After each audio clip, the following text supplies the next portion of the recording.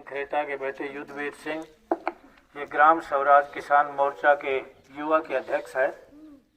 और आज हम जो आए हैं, मेरा नाम बता ही दिया इन्होंने, महेंद्र सिंह गोदारा है।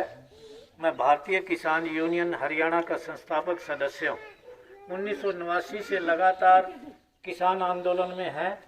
इस गांव में, सिधनवा गांव में, गोपालवास में भी पहले 2-3 बार आए। यहाँ पुराने कार्यकर्ता थे किसान यूनियन के, गोपालवास के ईश्वर सिंह हैं अब,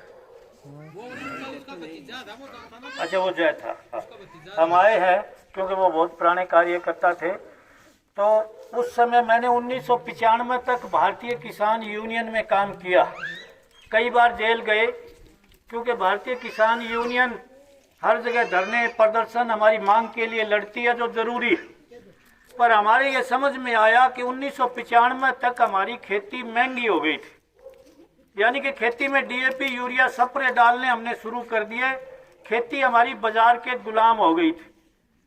तो हमने ये सोचा कि अब किसान को खेती सस्ती करने के लिए भी बताया जाए। तो हमने लाडवा गौशाला है, वहाँ गौशाला में गाय के गोबर गौमूत्र से खाद स्प्रे बनाकर अपनी एक तकनीक इजाद की, जो कैप्टन होशियार सिंह सांगवान है पिटौदी के, उन्होंने बड़ी रिसर्च करके उसका नाम दिया टिकाऊ खेती। तो गाय के गोबर और गौमूत्र से सारी खाद और स्प्रे बनती है। एक गाय 10 एकड़ की खेती करवा देती है।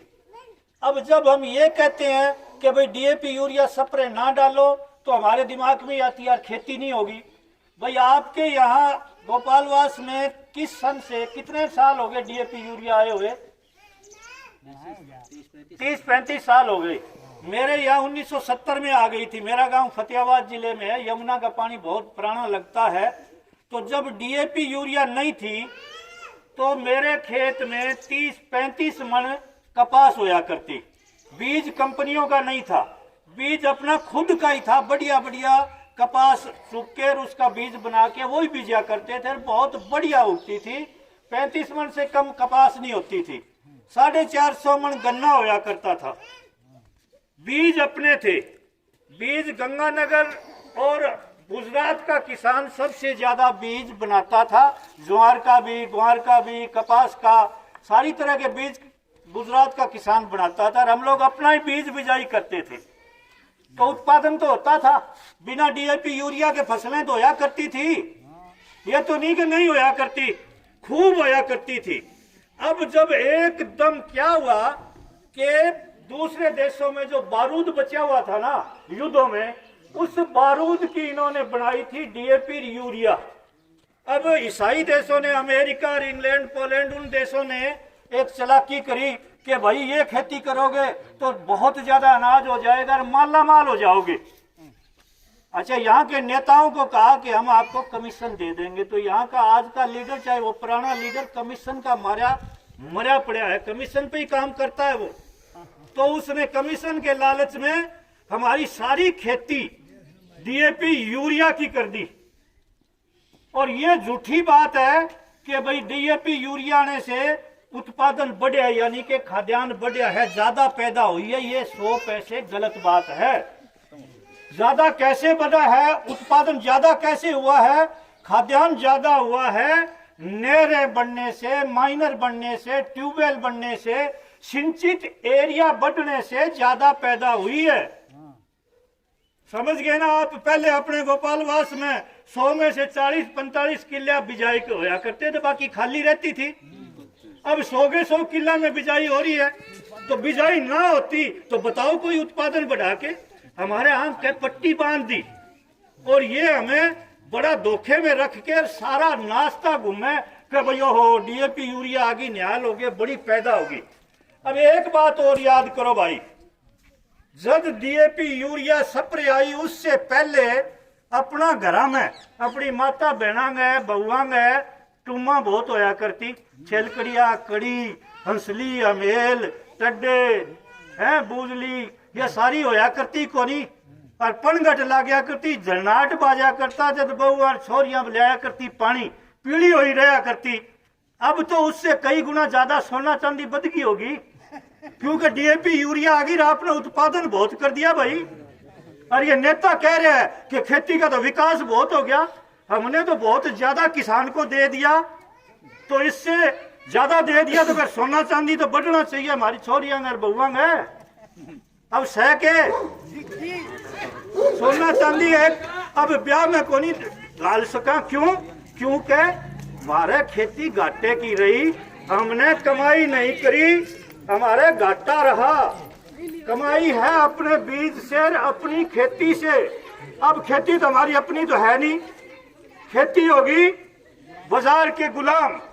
और आज जिन डब्बा में, जिन संदूका में, जिन टेचिया में सोना चांदी की टुम्मा पड़ा रखती, उनमें अब के पड़ा बताऊं के? उनमें पड़ा नट बोल्ट, ट्रैक्टर का बिगड़ेड़ा आपका ये चाबी पाना है कि किसी के घर में सोना चांदी डब्बे में रो पीट के 5-4 तोड़ा गाल दिया। और वही भाई के करा बताओ, तो हमने इस बात पर विचार करना होगा। अब खेती हम जो सिस्टम दे रहे, 2 तरह के डॉक्टर बनाते हैं जी।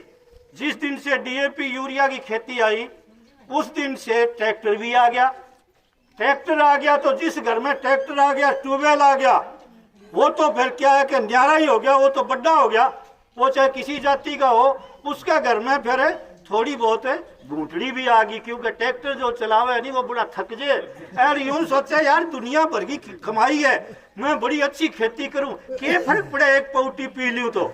और इस तरीके से अब वो जैसे जैसे एक पौटी से बोतल तक आ गया, झगड़े बहुत बढ़ गए, बहुआ छोरी आ गए बहुत बड़ी। क्या हमने बैंकों से कर्जा लेना शुरू कर दिया। अब ये आज लीडर जो भी मंत्री आगे कहता है कि हमने तो आपके लिए बड़ा भारी विकास कर दिया, कमाई बहुत है किसान गए। भाई एक बात बताओ, अगर ज्यादा कमाई है तो कोई बिना बैंक के कर्जा लिए ट्रैक्टर ले आ सकता है क्या? चाहे 100 एकड़ का मालिक है, ले आएगा बैंक से कर्जा लेके ही। और अगर बैंक से कर्जा एक बार ले लिया तो कोई किसान भाई बुरा मत मान जाना, फ्री होया है कि बैंक से कर्जे से पीछा छुटाया है कि छुट्टा को नहीं, क्योंकि खेती में कमाई नहीं है, खर्चे बहुत बढ़ गए।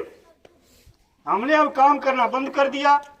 अब एक मोटी समस्या वही आ गई, जैसे जैसे नेताओं ने प्रचार करना शुरू किया, कंपनियां नेताओं को कमीशन देती है, कंपनियां आज ये कहती है नेता को, मंत्री को कि ये बोल, इस तरह से बोल ताकि लोग अपने घरों के खर्चे बढ़ा ले। अब भाई घर में सासू ने मोबाइल न्यारा, बहू ने न्यारा, भाई साहब ने मोबाइल न्यारा, 4 भाइयां है तो 4 भाइयां का न्यारा मोबाइल, और मोटरसाइकिल अगर 4 भाई है तो 4 का न्यारा मोटरसाइकिल।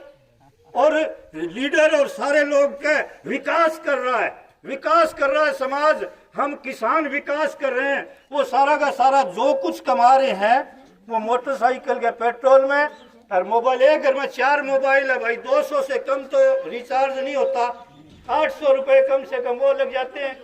और जब मोबाइल आ गया और मोटरसाइकिल आ गया तो थोड़ी सी छाती चौड़ी भी हो जाए कि मैं बड़ा आदमी हूँ, तो थोड़ा सा खर्चा और बढ़ जाता है उसका। और अब सबसे बड़ा नुकसान ये हो गया